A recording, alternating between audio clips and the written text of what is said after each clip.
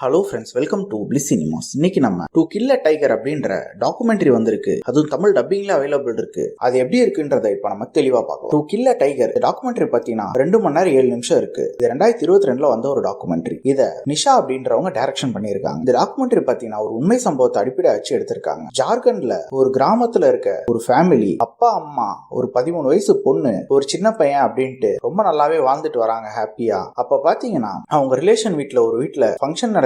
அதுக்கு எல்லாரும் போறாங்க. போன இடத்துல இருந்து ரிட்டர்ன் வரும்போது பாத்தீங்கன்னா பொண்ணு மட்டும் வரல. அவங்க அப்பாவும் வெயிட் பண்ணி பாக்குற ரிலேஷன் வீட்டுக்கு தானே போயிருக்காங்க, வந்துருவாங்க அப்படின்ட்டு. ஒரு 12 மணி ஆகியும் வரல. அதுக்கப்புறம் பாத்தீங்கன்னா கொஞ்ச நேரம் கழிச்சு வராங்க. வரும்போதே தள்ளாடிக்கிட்டே வராங்க. மயக்கம் போட்டு விழுந்துடுறாங்க அப்பா கண்ணு முன்னாடி. அதுக்கப்புறம் தான் இவங்களுக்கு தெரியுது அந்த பொண்ணு பாலியல் ரீதியா துன்புறுத்தப்பட்டிருக்கு அப்படின்றது. இதை பண்ணவங்களை நாங்க சும்மா விட மாட்டோம்ட்டு அந்த அப்பாவும் பொண்ணும் முடிவெடுக்கிறாங்க.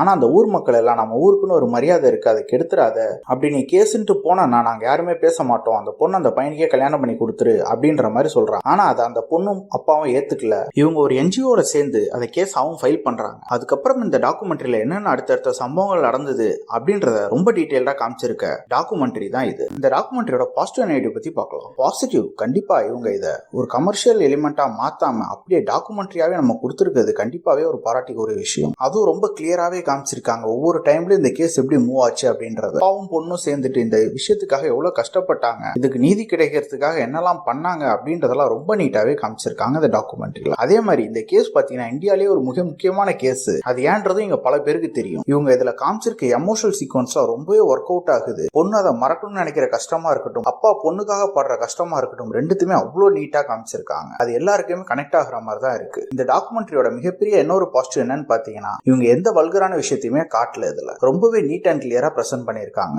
எல்லாருமே பாக்குற அளவு. இந்த மாதிரி டாக்குமெண்ட்ரி எல்லாம் உங்களுக்கு பிடிக்கும்னா கண்டிப்பா அதை ட்ரை பண்ணி பாருங்க. அதுவும் குறிப்பா இந்த கேஸை பத்தி தெரியாதவங்க கண்டிப்பா ட்ரை பண்ணி பாருங்க. ஒரு சூப்பரான டாக்குமெண்ட்ரி மூவி இது. உங்களுக்கு இந்த வீடியோ பிடிச்சிருந்தா லைக் பண்ணுங்க, கமெண்ட் பண்ணுங்க, ஷேர் பண்ணுங்க. அப்படியே நம்ம சேனலோட இன்ஸ்டாகிராம் ஐடி டிஸ்கிரிப்ஷன்ல ஃபர்ஸ்ட் கமெண்ட் தர ஃபாலோ பண்ணிக்கோங்க. இன்னொரு வீடியோல சந்திக்கலாம். தேங்க்யூ.